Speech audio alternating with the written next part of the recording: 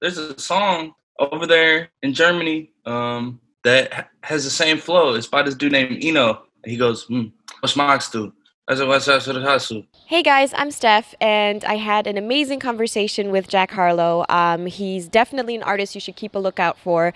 He had a hit single called What's Popping, and Cole Bennett actually did the music video to that.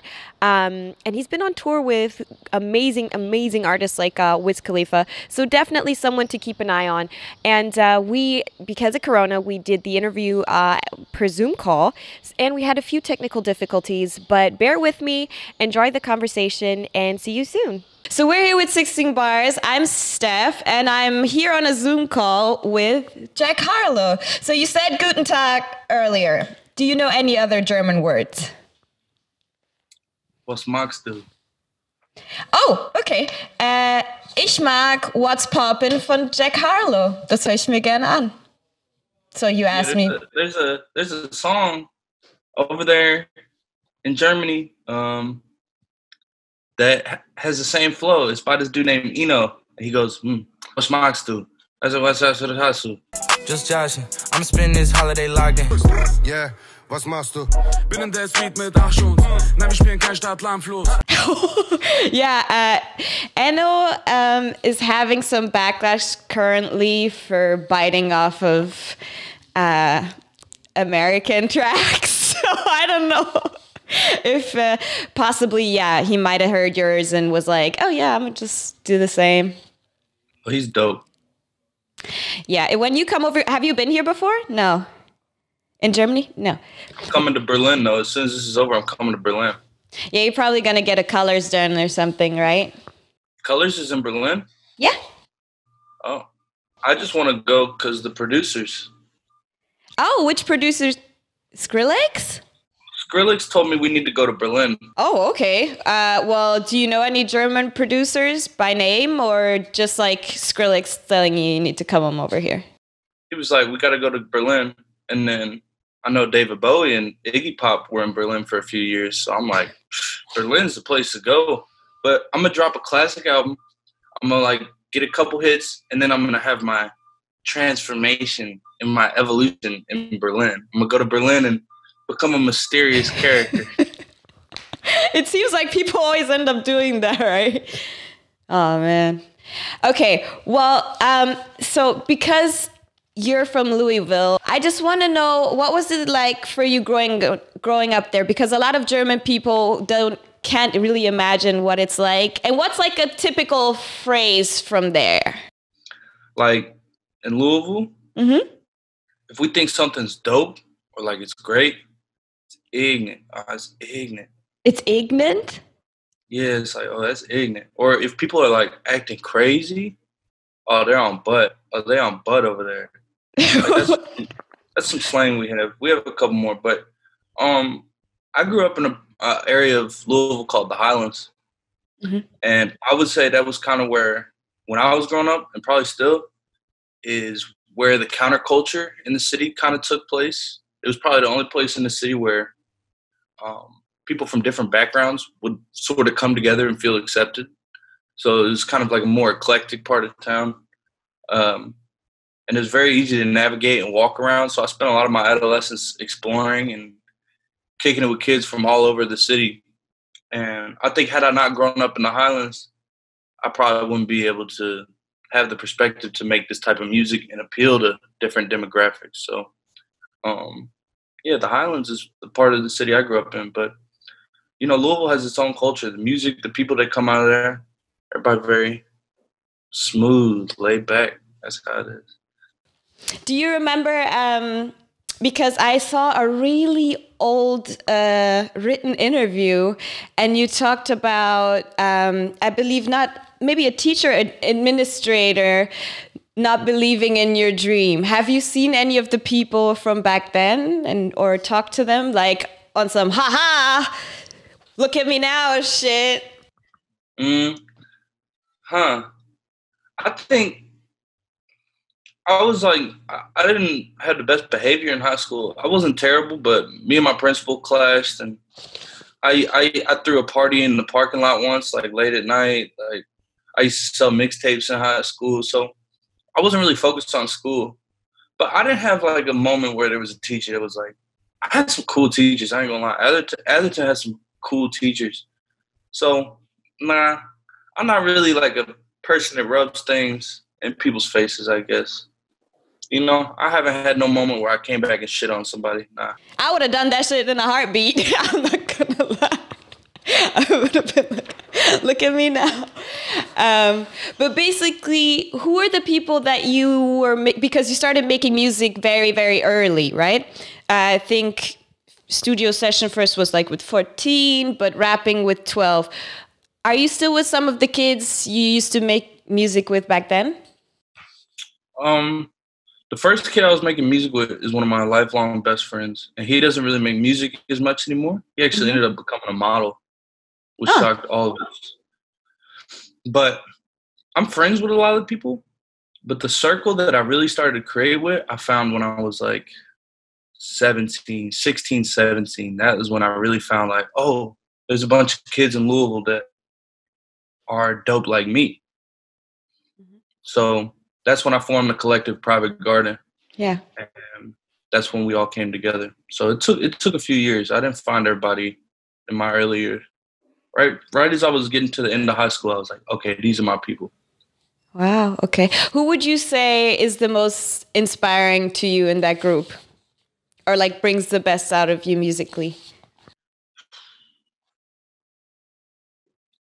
There's a few of them. I mean, I met Ace Pro before anyone, and he's like a big brother to me. He's always like brutally honest with me and pushes me to be better. And then you have Nemo, and Nemo is like he's even older than Ace Pro, so he's like almost like a father, uncle figure. And he used to be in another collective, and he was the lead rapper in it. So he kind of knows what it's like to be the one that is getting the bulk of the attention. So we relate to each other in that way. So he gives me a lot of good game. And then like 2 for 1, he makes all my beats, and he's pushed me. The point is, like, the whole group is like full of guys that are honest and never like make me feel like, okay, I figured it out. Everything I do is amazing. Nah, they make me feel like you can do better. What would you say has been the most humbling experience for you on this journey as an artist? Because you don't have yes sayers in your group, you say, but sometimes there's like a moment where it's like, okay, you get humbled. I don't know. I guess you could tell I'm not very humble. Okay. It's hard to say. I guess I like suppress those memories because usually when you get humbled, you get like embarrassed. So I don't know. I humble myself. I have the 3 guys I'm signed to, DJ Drama, Don Cannon, and Lake. They humble me a lot. They made me feel like you don't know what you're doing yet. Don't get cocky. So I don't know. I feel like a big one's coming though. I was saying that the other day. I feel like I'm about to get humbled. Maybe not even musically, like just in life. Things are so dim right now. I just feel like I'm gonna get humbled. I feel like I'm gonna meet like a beautiful woman and fall in love with her, and she's gonna leave me. Oh my God. I really hope that doesn't happen to you. That would be so trash. Would that be your first heartbreak then? I mean, in the future? I've never been in love, and that's why I said that. I feel like sometime in the next like 2 to 4 years, I'm gonna fall in love, and like she's just gonna leave me and humble me. That's some grim shit. Oh my God. Might be for the best. Might make some amazing music off that. Yeah, and it might wake me up as a man. Do you feel like you're not woke as a man? No, hell no. Why is that? Because I haven't been heartbroken or been in love yet. Like, I'm just so naive, you know? You're naive? Yes. Your music says the opposite of that. I feel like your music is like very, it doesn't seem naive. It seems very... I'm just telling you, I feel like there's a few things I haven't experienced yet. I feel like if I got humbled, I would treat women better. Not that I'm a scumbag or something, but I feel like I don't know. No, it's okay. I just feel like I could be a better person. I guess. Okay, I mean, we could all be better people in general, but I mean, as long as you're not trash to the ladies. I mean, I'm not trash, you know what I mean? I don't need to go to jail or something. I'm just Jesus. I'm just saying that I don't know. You get what I'm saying. What would you say you've most progressed in as an artist?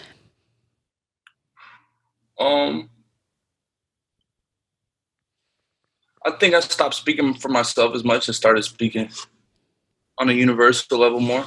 Like, I wouldn't know how to make a song that, like, a whole room of people would sing back to me back then because I was just so focused on getting my thing off. I just wanted to, this is me, this is how much I am. Now, I write songs that I think will resonate with more people and a whole room would sing back to me. So that's the biggest difference. I kind of stepped outside of myself a little bit. I was a little too self-absorbed back then. Okay. And what do you feel like you can still get better at now? Like something you genuinely want to work to be more successful in as an artist? I want to get better at singing. Really? Okay. I think I could get better at what I just said. I got better at. I think I could still get better at it. Get a bigger spectrum of a view. Yeah. I could get my choruses up. I think I could write better choruses. And I'd like to work on writing songs that ain't about me. Like, I'd like to write songs about other people's experiences, you know? Would you like to write for other people? Not really. No? Nobody asked you to do that yet? They have, but I don't want to. Because if I write something good, I'm going to want it for me. So it's like, I don't want you to sing it. You've never written anything you'd be like, wow, actually, I feel like, I don't know, Lizzo might body this and I should give this to her. Never? Yes, I have, but I've been advised not to give out my ideas because then the industry is going to start sounding like me and then it's not going to be much value to be me. Who gave you that advice? Street runner. Who's the most genuine person you've met to this day? I've been talking to Skrillex a lot. We've been working a lot. He's super genuine, dude. He's super genuine. So I'm going to just say him right now, just to say it, since we're talking to Berlin. But Skrillex is a completely different genre. So are you guys working together? Is there like a remix coming or something? Because it's like Skrillex is dubstep, right? In a way, I mean. He's, so, you know, he like executive produces like Justin Bieber's albums. But he's very like, he's not someone that's like push my name in front of everyone. Pretty humble. He can work in any genre. He's very musical. Like he can, you know, he's classically trained.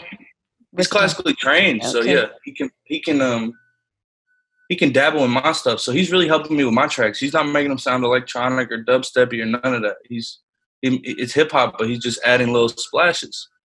But yeah, I'm gonna say Skrillex. There's some humble people in hip hop, I guess. Yeah, there are. How did you meet him? Through Kenny Beats. Oh yeah, Kenny Beats is also an amazing producer. Yeah. Yeah. He had Skrillex on his show, and Skrillex played was Poppin remix. He electronic that out. I ain't gonna lie. And I was like, yo, that's dope. I was like, why don't you put me in contact with Skrillex? So we started talking, and now we're like really good friends. And he sent me some cakes. Cakes? They're called Smart Cakes, and they're 38 calories each, and they're so good. There's no sugar in them. Smart Cakes? Look them up. So I have gotten some teasers that there is a big remix coming with you. Who told you that? Hey, you know. I don't know. I mean, if you can speak on it. So how did that happen? Well, you know, hot record. People want a hot record, so it's hot, and the fellas that are on it killed it. Mm-hmm. And I wasn't in the room with any of them. They weren't in the room with each other. It's just one of those things, man. But it's beautiful because it's like a rap record. And there's just not as many of those in 2020. This is true. Everybody's just, And everybody did more than 16 bars TV. I'm telling you, everybody went for a long time. Oh, my God. 4 people on it.